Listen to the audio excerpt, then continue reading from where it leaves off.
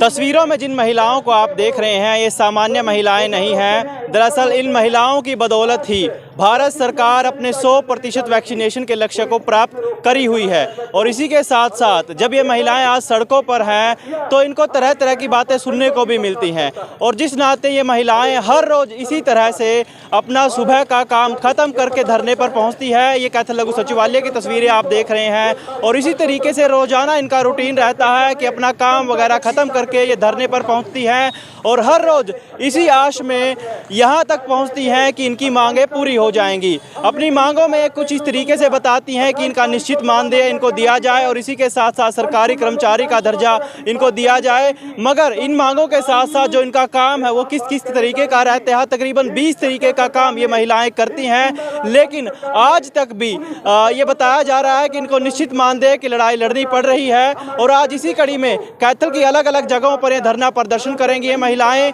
और लगभग आप जो तस्वीरें आप देख रहे हैं ये कैथल से विधायक लीलाराम गुर्जर के आवास की हैं, जहां पर महिलाएं अभी अभी पहुंची हैं। और इसी के साथ साथ कलायत से विधायक कमलेश ढांडा या कहें राज्य मंत्री कमलेश ढांडा के आवास के बाहर की आप तस्वीरें देख रहे हैं। और इसी तरीके से ये प्रदर्शन इनका चलेगा। और ये दरअसल ये चेताना चाहती हैं कि इनका प्रदर्शन कोई मामूली नहीं है। थाली बजाकर ये एक तरीके से रोष है इनका। और ये बताना चाहती हैं कि इनकी मांगें भी विधानसभा के पटल पर रखी जाएं, इनकी मांगें भी सरकार को माननी पड़ेंगी, वरना ये 2024 में कहीं ना कहीं सरकार को सबक सिखाने का भी काम करेंगी। फिलहाल कैथल वैग न्यूज़ ने जब इन महिलाओं से बात करनी चाहिए तो क्या कुछ जवाब मिला, सुनिए।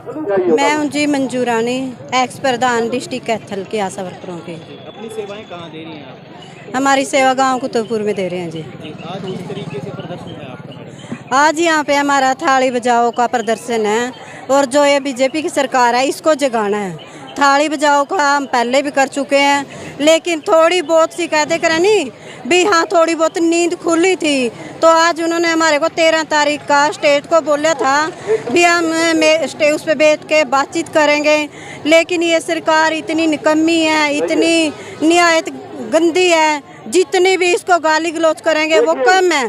इतनी गंदी सरकार है। वही बात है भी, आज तो कुछ कह दिया कल कुछ कह दिया, दल बदल है।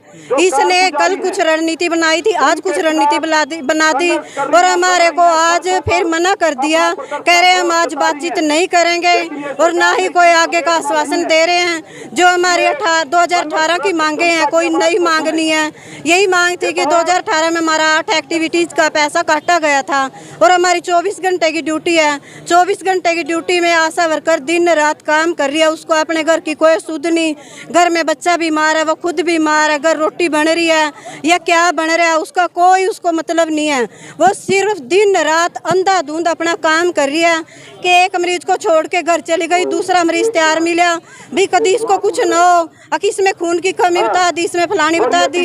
ये सरकार GH वाले उस मेरे जो वो केस आ रहे हैं उनको कभी करनाल भेज रही है, कभी कहीं भेज रही, तो भी परेशानी हमारे को है। लेकिन इस सरकार को तब भी जून इसके कान पे रिंग रही। इस सरकार को कम से कम इतना तो सोचना चाहिए, ये आशा वर्कर अपने गांव का काम कर रही हैं, जो वहाँ पे शिक्षा दे रही हैं, उससे ही हेल्थ डिपार्टमेंट की नींव टिकी है। और हेल्थ डिपार्टमेंट आज हमारे साथ ऐसा करेगा, ये सरकार तो क्या चलेगा। आगे कोई भी इनको वोट नहीं मिलेगी, कोई इनका काम नहीं बनेगा। थोड़ा ही टाइम है, ये अपना समय सुधारे और आशा वर्कर के साथ आके बातचीत करे। हमारी कोई इतनी लंबी चौड़ी मोटी मांग नहीं है। हमने यही बोले हमारे को सरकारी कर्मचारी घोषित किया जाए, न्यूनतम वेतन हमारा 26,000 लागू किया जाए और हमारे को सभी सुविधाएं दी जाए। यही हमारी मांग है सरकार से। लेकिन ये सरकार दल बदल कभी कुछ बोल रही है, कभी कुछ बोल रही है। इनको तो हम ये भी नहीं कह सकते कि देवरानी जेठानी वाली लड़ाई है इनके साथ, लेकिन इस सरकार को जितनी गाली गलौज करेंगे वो मेरे शब्दों में तो कम है। मेरा नाम सुषमा है जी और मैं कैथल जिला की आशा वर्कर्स की प्रेसिडेंट हूँ जिला की। मैं रहने वाली जडोला से हूँ। और जो आज का हमारा यहाँ प्रदर्शन है, हम 1 महीना पहले यहाँ आए थे, इनको ज्ञापन दिए गए थे और इन्होंने और मंत्री जी ने दोनों ने आश्वासन दिए थे कि हम आपकी बातचीत रखेंगे मुख्यमंत्री के सामने और हम मानते हैं कि आशा वर्कर इतना काम करती है। लेकिन जब विधानसभा का सत्र चला तो उन्होंने कोई बातचीत रखी नहीं, वहाँ पे सिर्फ झूठा आश्वासन ही रह गया। और आप खुद कह रहे हैं कि आशा वर्कर सरकार की रीढ़ की हड्डी है, आशा को तो रीढ़ की हड्डी मान लिया और आशाओं की रीढ़ की हड्डी तोड़ने का काम ये कर रहे हैं। सबके परिवार है, आप सब भी देख रहे हो, विभाग के 40 तरह के काम है जो आशा वर्कर कर रही है। 30 काम फ्री के ले रहे हैं, वो भी आशाओं से। और आशा का 24 घंटे की ड्यूटी दे रखी। अगर एक कंप्यूटर के ऊपर भी आप कर्मचारी ढूंढो तो वो भी 8 घंटे ड्यूटी करने के बाद कम से कम 30-35 हज़ार रुपये तनख्वाह लेगा। और आशाओं से फील्ड वर्क, ऑनलाइन वर्क और रजिस्टर वर्क तीनों काम करवाने के बाद भी 4,000 रुपये दे रहे हैं ये। तो सभी आशा बहनों में इतना रोष है, अब वो सारा भूल के अपनी स्ट्राइक के ऊपर बैठी हुई है। जी, हमारी मुख्य मांगे सबसे पहले तो यही है कि 26,000 न्यूनतम वेतन लागू किया जाए, सभी को स्वास्थ्य सुविधा का लाभ दिया जाए, मेडिकल भत्ता दिया जाए और हमें पक्के कर्मचारी का दर्जा दिया जाए। मेरा नाम मीना देवी है जी। मैं कैथल डिस्ट्रिक्ट की मेंबर होने के नाते इस सरकार से अनुरोध करती हूँ कि जो हमारा 2018 में समझौता लागू हुआ था पहले तो उसको पूरा किया जाए और जो हमारा न्यूनतम वेतन है वो लागू किया जाए।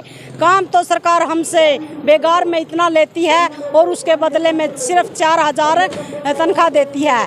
तो क्या आशा के बच्चे नहीं हैं? मैं सरकार से पूछना चाहती हूँ। और सरकार एक तरफ तो नारा देती है कि बेटी बचाओ और बेटी पढ़ाओ, क्या हम भारत की बेटी नहीं हैं जो इस सरकार ने सड़कों पे लाके छोड़ दी हैं?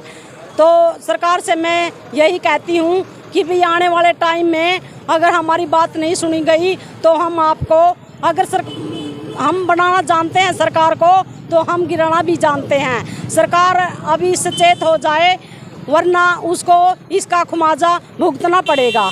तो मैं सरकार से बस यही अपील करती हूँ कि हमारा न्यूनतम वेतन 26,000 लागू किया जाए। बस हम आज अगर हमारी बात आगे तक नहीं पहुँची तो हमारा प्रदर्शन और आगे जाएगा। जो हमारा जिला कमेटी और स्टेट से फैसला आएगा उसके अनुसार हम अपनी हड़ताल को आगे और बढ़ाएंगे। हम पीछे हटने वाले नहीं हैं। अब हम सरकार को दिखा के रहेंगे कि जब आशा वर्कर को लगाया था तो तब देखना था ये तो कि भाई वो खाने के लिए भी, अपना पेट भरने के लिए, अपने बच्चों के लिए भी कुछ न कुछ तो मांगेंगी। तो वो जो अगर हमारी मांग नहीं पूरी की गई तो हम अपना धरना प्रदर्शन और आगे ले जाएंगे। जब तक हमारी मांगे पूरी नहीं करती सरकार हम ऐसे ही लड़ते रहेंगे।